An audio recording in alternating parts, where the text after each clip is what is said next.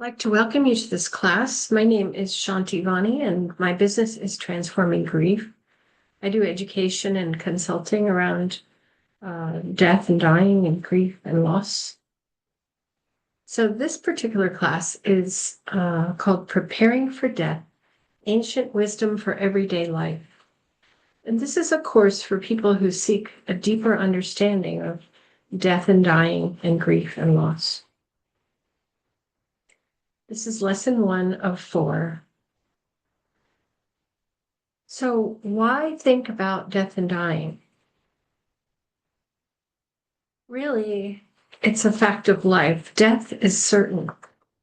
Everything that lives will die. We're all going to die. As much as we might try to avoid it, our death is certainly coming. It could be just around the corner. We don't know. So every minute we live brings us 1 minute closer to death. Death is a fact of life. Contemplating and meditating on death can help us to live our lives with joy and purpose. Preparing for our death can help us to help others going through it.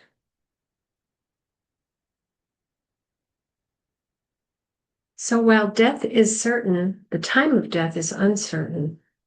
We know that everything that lives will die, so we agree to that. But the next natural question is one of the time. When will I die? How much time do I have left? Will I have time to take care of the things that I need to do? What do I need to do? So a feeling of panic can arise in us with all of these concerns, especially when it comes to our relationships and our family members and people that we love. The fact is, the only thing we can take with us is our spiritual understanding. Our material possessions, the people, memories, struggles, and victories, all of our thoughts and feelings will all dissolve. Every detail of our earthly existence will be left behind when we die. Even though it's hard to imagine, we will lose our body too. When we contemplate our death, we become aware of how precious and fleeting life is. So, what really matters in the end? The only thing that will help us in our time of dying is whatever wisdom we have accumulated. Have we treated people with kindness? Have we avoided causing unnecessary harm? Have we lived with an open heart and compassion?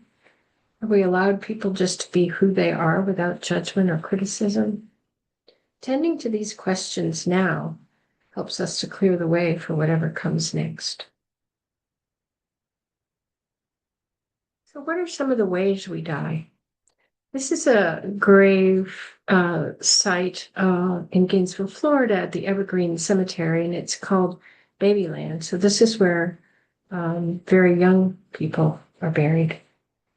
So there are many ways people die. So we're just going to mention a few.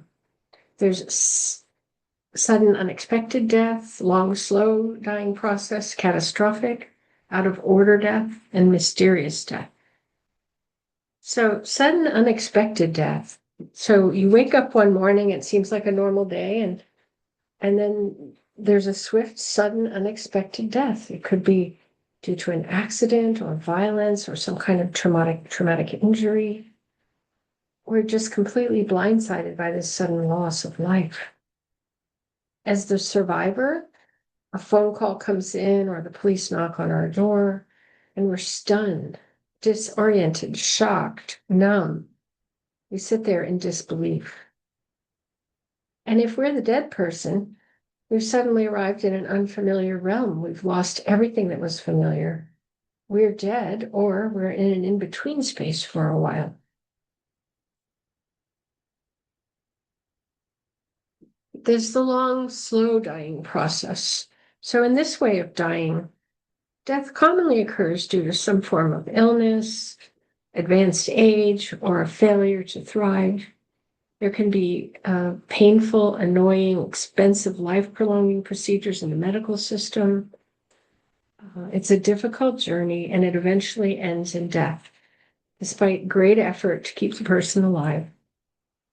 Our attachment to the dying person can interfere with our ability to relax and accept the death, and it can prevent them from having a peaceful departure. And then we have this difficult topic of catastrophic death. It could be by nature or some kind of phenomenon, flood or fire, but it can also be a man-made catastrophe. In the case of the attack on the Twin Towers on September 11th in 2001, this was catastrophic widespread death. There's also war, famine, as we said, natural disasters, mass shootings. These are some examples of catastrophic death.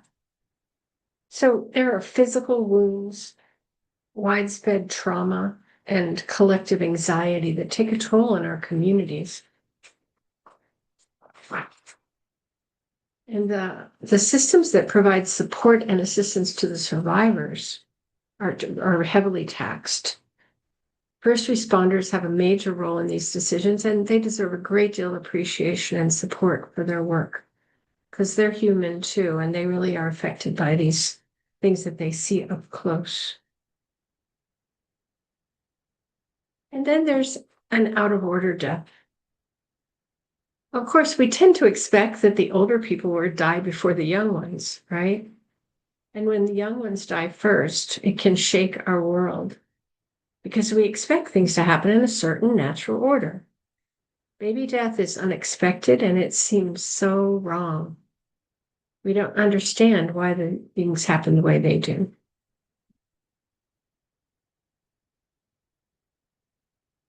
And then another thing is mysterious death. There are many unsolved mysteries which sometimes result in a body being found. Sometimes the body is not found. So whether it's a prisoner of war, a POW, or a missing loved one, a runaway teen, a kidnapped child, or some kind of natural disaster, this kind of death leaves us with so many unanswered questions. And it leaves us with what we call ambiguous grief, because you just don't know.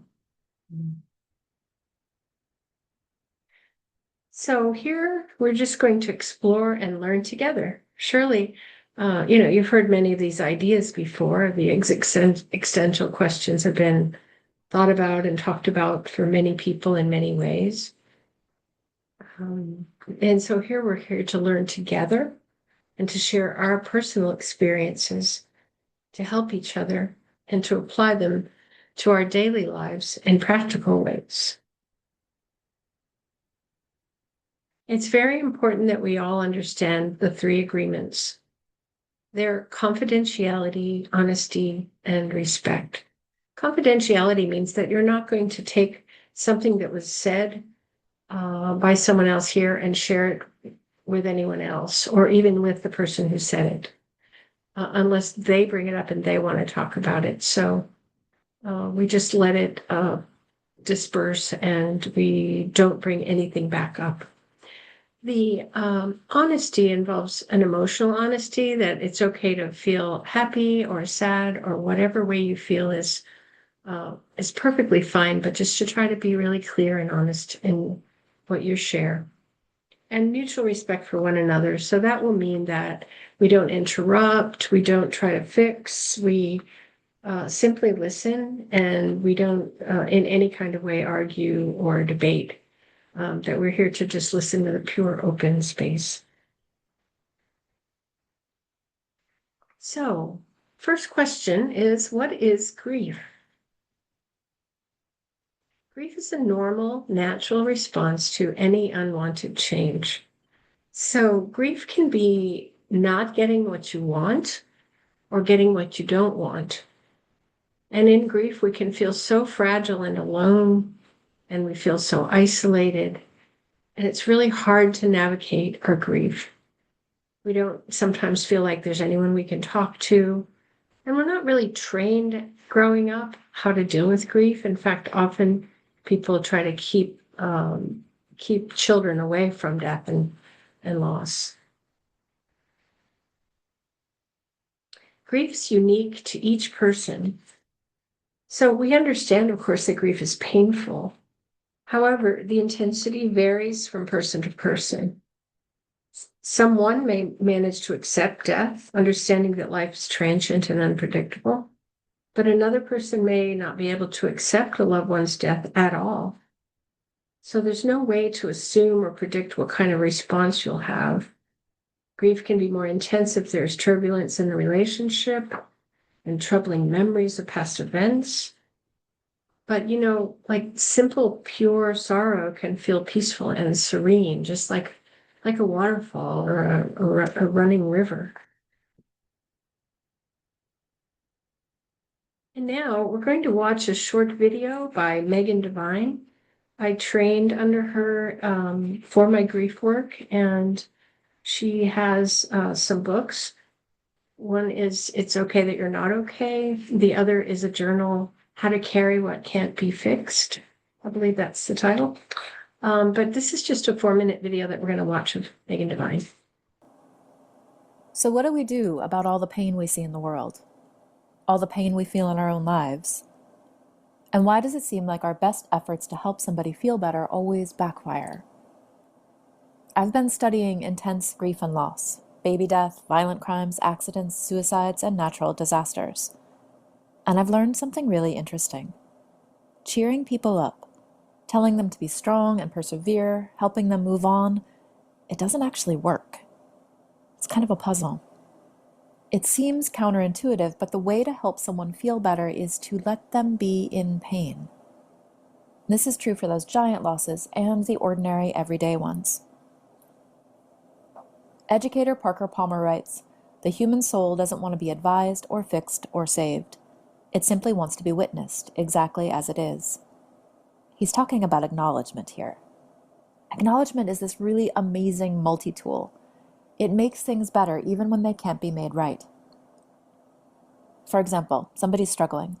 Their baby died, or there's been a bad accident, or their mom got sick, and they're just sad. It's way more helpful to join them in their pain than it is to cheer them up, but here's what we tend to do instead. "You have 2 other children, you need to find joy in them." Or, "You know what you need? You just need to go out dancing and shake it off."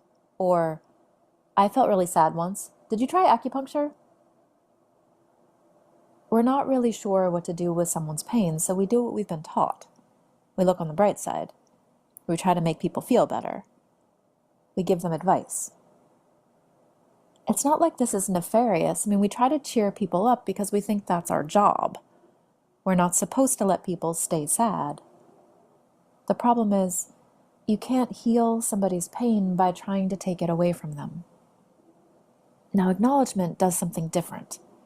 When a giant hole opens up in someone's life, it's actually much more supportive to acknowledge that hole and let pain exist. It's actually a radical act to let things hurt. It goes against what we've been taught. In order to really support you, I have to acknowledge that things really are as bad as they feel to you. If I try to cheer you up, you end up defending yourself and your feelings. If I give you advice, you feel misunderstood instead of supported. And I don't get what I want either, because I wanted you to feel better. It's pretty rare that you could actually talk somebody out of their pain. Rarely does the admonishment to look on the bright side actually heal things for someone. It just makes them stop telling you about their pain. It's so tempting to try to make things better. When somebody shares something painful, it's much more helpful to say, "I'm sorry that's happening. Do you want to tell me about it?" To be able to say, "This hurts," without being talked out of it, that's what helps. Being heard helps. It seems too simple to be of use, but acknowledgement can be the best medicine we have. It makes things better, even when they can't be made right.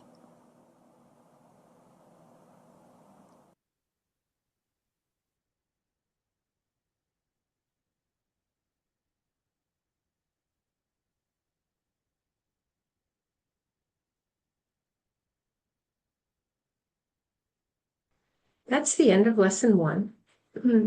Please look at the homework instructions and come to the class prepared to share some of what you've looked at and learned. Thank you so much. See you in class.